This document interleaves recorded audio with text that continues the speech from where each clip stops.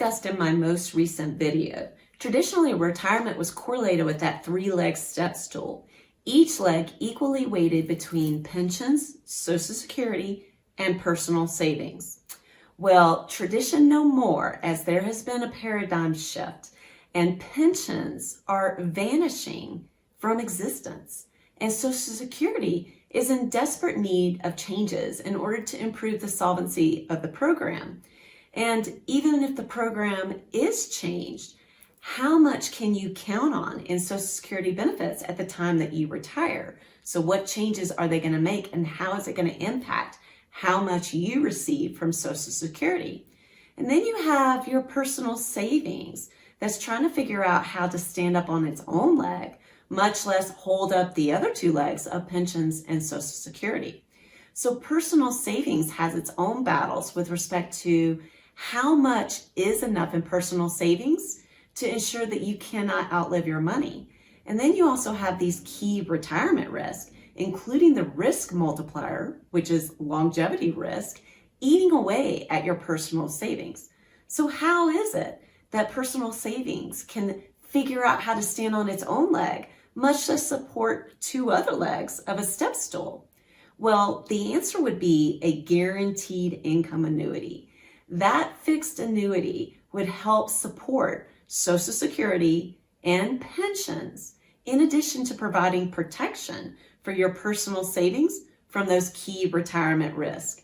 Now, which fixed annuity would be best for your retirement portfolio? Well, by the end of this video, I'll give you the facts so that you can make an informed decision about what fixed annuity would be best for your retirement income planning needs. Hi, my name is Darlene Hartman. I'm a CPA and founder of D. Hartman Consulting, LLC. For the best retirement annuity advice, subscribe to my YouTube channel and hit that notification bell so that you can receive notices anytime I post a new video. As I've mentioned in previous videos, you cannot retire properly without a single premium immediate annuity, also referred to as a SPIA. Even if only a very small portion of your retirement portfolio consists of that SPIA. So just as a reminder, for a SPIA, you're going to put in a lump sum amount into that contract, and you're going to start receiving those guaranteed income paychecks within a year of signing that contract. And you can receive those guaranteed income paychecks over a fixed period of time or over the indefinite period of your retirement. So it can also be referred to as a longevity annuity. So as I mentioned, since it's a fixed annuity, the interest rates are historically low, which means that the value of a SPIA is not coming from the interest rate, but rather the mortality credits. So if there's a 5 to 6% payout percentage, not interest rate, payout percentage, that percentage is being computed based off of those mortality credits. So it makes sense to wait till about the age of 65 or later, because the longer you wait, the more mortality credits you're going to receive from your SPIA. Be sure to check out my video titled Sweet Spots of SPIA and DIA, so you can see what the extra benefits are if you wait to an older age, preferably after the age of 70, to receive those guaranteed income benefits from a single premium immediate annuity. Also bear in mind that you can use a SPIA to fill an income gap at any age.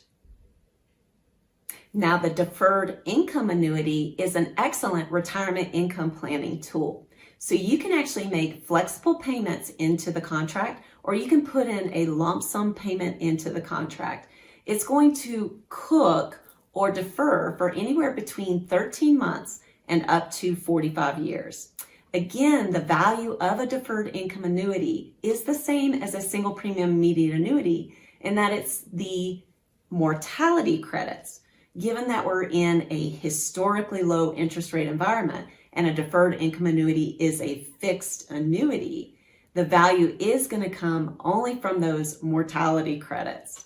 Keep in mind, though, that there's an additional component for a deferred income annuity, and that would be the fact that you're cooking it or deferring it for several years before you start receiving those guaranteed income paychecks. thanks to compounding growth, which I'm going to talk about in an upcoming video, you're actually going to get even more value in addition to the mortality credits from the growth of your deferred income annuity over the deferral period.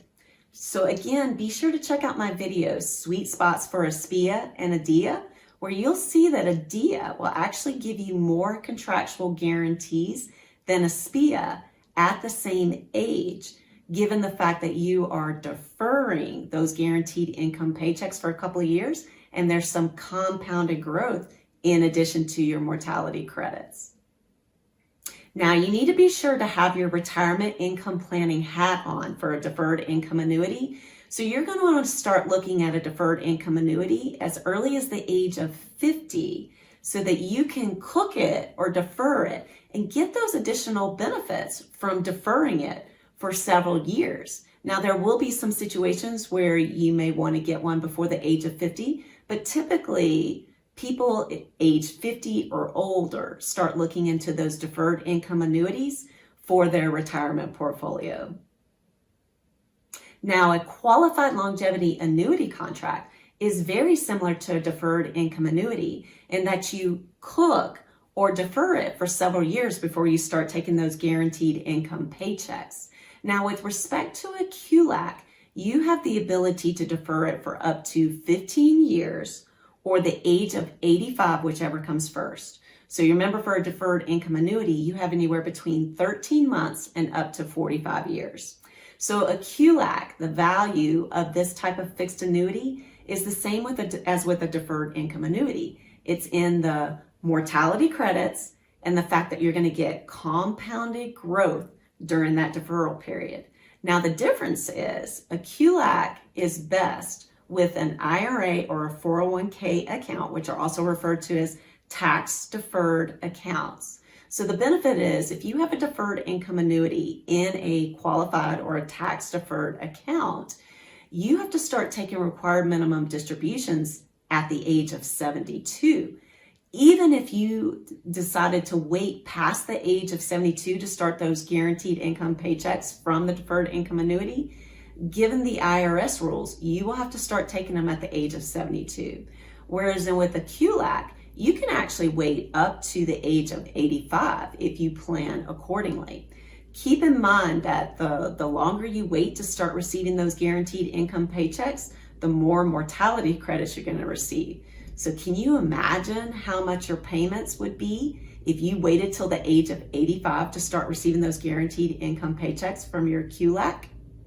One of the downfalls of a QLAC versus a deferred income annuity is that you can put an unlimited amount of money into your deferred income annuity contract, whereas with your QLAC annuity, you're limited up to $130,000 max. But the limit is actually 25% of the total amount in your tax deferred accounts, or $130,000, whichever is greater. Leave me a comment in the section below and let me know if any of these options help you feel more comfortable about balancing those legs of that 3-leg step stool. Also, if you're enjoying this video, be sure to give me a thumbs up, subscribe to my YouTube channel, and hit that notification bell so that you can receive notices anytime I post a new video. Now, the multi-year guaranteed annuity is not going to provide you the same value that a single premium immediate annuity, deferred income annuity, and a qualified longevity annuity contract are going to provide you.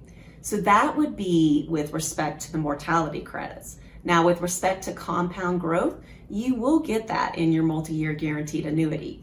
Now, if you're interested in CDs or certificate of deposits, a multi-year guaranteed annuity is actually going to provide you more benefits than a CD. So bear in mind that a multi-year guaranteed annuity provides you a higher interest rate than a certificate of deposit, and will also give you the option to defer taxes on interest earned during the hold period in a taxable account. That is not true for a certificate of deposits. You will have to pay taxes annually on a certificate of deposit in a taxable account.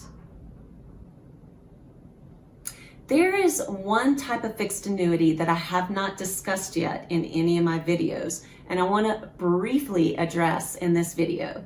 It's a fixed indexed annuity. It has many of the same features as a deferred income annuity in the fact that the value lies in mortality credits, and the longer you wait, the more in contractual guaranteed income benefits that you will receive from a fixed indexed annuity at the time of payment. Also, you have the fact that you don't pay any taxes during that deferral period, which is the same again as a deferred income annuity. And you also have that compounded growth. But there are additional features for a fixed indexed annuity that a deferred income annuity cannot provide. And I'm actually going to dedicate many videos to fixed indexed annuity to ensure that you have a good understanding about what a fixed indexed annuity can provide you. But just to give you a little bit of information, so a fixed indexed annuity is a fixed annuity, but it does carve out a piece that's based off of a call option on an index such as the S&P 500. So what that's basically saying is that you have the ability to possibly earn more than the fixed interest rate on that fixed indexed annuity for the portion of it that's allocated to that call option on the index, and assuming that the index performs well. There are also additional features that you can obtain with a fixed index annuity, and they normally come in the form of a rider, and they can be more expensive than the other types of fixed annuities, including the deferred income annuities. If you're wanting to equally distribute the weight between all three legs of that step stool and provide some protection to personal savings from those key retirement risks, and you like the sound of those guaranteed income benefits that a fixed annuity can provide you, click the link below to apply to become my client. Also, if you enjoyed this video, be sure to give me a thumbs up, subscribe to my channel, share it with your family and friends. Thank you for watching. Let's get the conversation started on how you can live your best retirement while not outliving your money.